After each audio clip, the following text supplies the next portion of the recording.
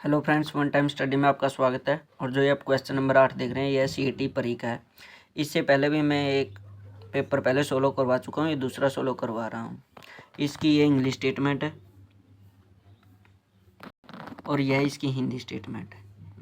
इसमें बोल रखा है कि जो संख्या एक्स है वो वाई से कितनी कम है, 10% कम है। और आगे बोल रखा है संख्या वाई है जो 125 से 10% अधिक है, तो एक्स का मान निकालें। ठीक है फ्रेंड्स, तो इस तरह के क्वेश्चन को किस तरह से सोल्व करते हैं। तो ये पहले वाली स्टेटमेंट है, जो संख्या एक्स वाई से कितनी कम है, ये बाद में देखेंगे। पहले यहाँ से मान निकाल लेते हैं वाई का। संख्या वाई 125 से 10% अधिक है।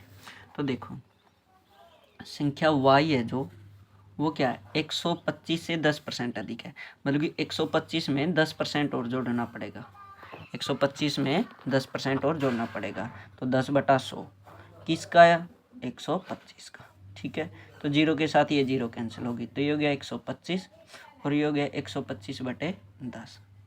और अब इसको क्योंकि इस जीरो का 5 हो जाएगा, एक का पॉइंट हो जाएगा, तो ये हो गया 125 प्लस में 12.5 और यहाँ से वैल्यू कितने निकल के आई, 137.5।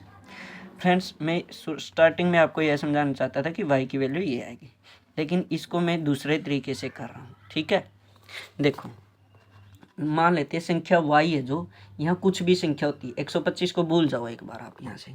संख्या y है जो इस संख्या से 10% अधिक है। तो देखो संख्या y है जो इस संख्या से, जो भी यहाँ संख्या है, इस संख्या से कितनी अधिक है, 10 अधिक है। इसका मतलब अगर ये संख्या 100 है तो ये कितनी है, 110। ये संख्या 100 है तो ये कितनी है, 110। ठीक है, अब ये संख्या तो कितनी थी, हमें तो दी हुई है 125 है, तो अब हमें किसका मान निकालना पड़ेगा, इसका मान निकालना पड़ेगा।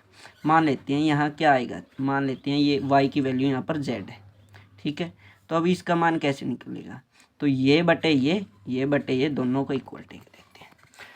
तो 110/z बराबर है 100 में 125। आर पार गुणा करते हैं तो यह हो जाएगा 110 गुणा 125 और ये हो गया 100z। तो ये 100 जो z के साथ गुणा में इस साइड में आके भाग दे देगा, तो 110 गुणा 125 बटा हो गया 100 बराबर होगी z की वैल्यू 25×5 125।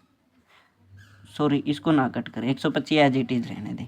जीरो के साथ जीरो कैंसिल, जीरो के साथ जीरो कैंसिल, तो ये कितना हो गया, ये आ गया 11 गुणा में 125/10 बराबर है z की वैल्यू। 11 किसके साथ गुणा करते, 11×5 55, 5 हासिल का 11 दूनी 22 और 5 27, 2 हासिल का 11 और 2 13, 1375 और बटे 10 है, तो इस जीरो का ये 5 हो गया और एक कना का पॉइंट लग गया। तो कितनी आई, z की वैल्यू 137.5। हो सकता है आपको यह बिल्कुल बड़ा लग रहा हो, लेकिन ये छोटा है, रियलिटी में ही छोटा है। और आगे हम इस जो आगे का पार्ट करेंगे वो इसी तरीके से करेंगे, तो आपको आसानी से समझ में आ जाएगा। यहाँ से y की वैल्यू निकाली थी, कितनी आई थी, 137.5, क्योंकि वो 125 से 10% अधिक थी, तो 125 में 10% और जोड़ना है, किसका, 125 का ही, तो ये वैल्यू आ गई। यहाँ पर हमने दूसरा तरीका क्या अपनाया है, मान लेते हैं ये y ये संख्या और यहाँ कोई संख्या थी कोई संख्या, इसलिए क्वेश्चन मार्क लिखा है। तो y है जो इस संख्या से कितने अधिक है, 10% अधिक है, तो इसका मतलब ये 100 है तो ये कितनी होगी, 110।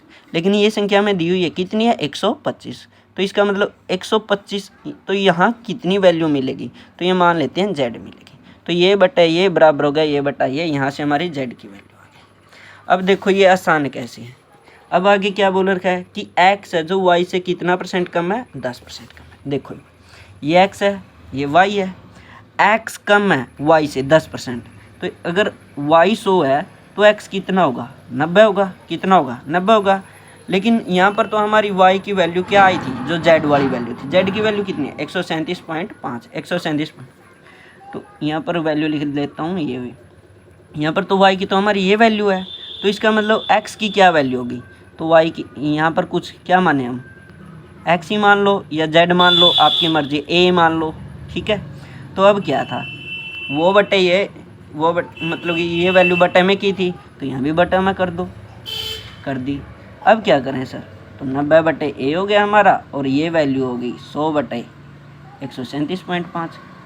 अब आर पार गुणा करते हैं, क्रॉस मल्टीप्लाई, तो 90 की 137.5 के साथ गुणा और 100 की a के साथ गुणा, तो जो ये 100 गुणा में था इस साइड आके भाग दे देगा, तो 90 गुणा में 137.5 बटा 100 बराबर हो गया ये, 0 के साथ 0 कैंसिल। अब क्या करना, 9 की 5 के साथ गुणा, 9 पंजे 45 हासिल के 4, 9 से 63 और 4 67 का 7 हासिल के 6, 93 में 117 और 6 123। अब एक के बाद पॉइंट था तो पॉइंट लगा दिया, लेकिन बटे में क्या आया हुआ है 10, बटे में क्या है 10, तो इसका मतलब जो पॉइंट था वो एक आगे चला जाएगा, क्योंकि ये 5 एज इट इज, इस 0 का हो गया 7 और एक का हो गया पॉइंट, तो कितनी आ गई वैल्यू 123, तो 123.75। अगर आप इस तरीके से करते हैं इस सवाल को आसानी से सोल्व हो जाएगा। और यहाँ से हमारा ऑप्शन नंबर कितना आ गया, सेकंड, 123.75। अगर आपको एक बार में यह वीडियो समझ में ना आए तो कृपया करके दूसरी बार देखें और अपने कॉन्सेप्ट को इस तरह से ही क्लियर करें। अगर आप इस तरीके से कर लेते हैं आपके परसेंटेज का एक भी सवाल नहीं छूटेगा, एक भी। तो आशा करता हूँ मेरी वीडियो से आपको कुछ सीखने को मिल रहा होगा। अगर मिल रहा है तो चैनल को ज़रूर सब्सक्राइब करें। Thank you, have a nice day.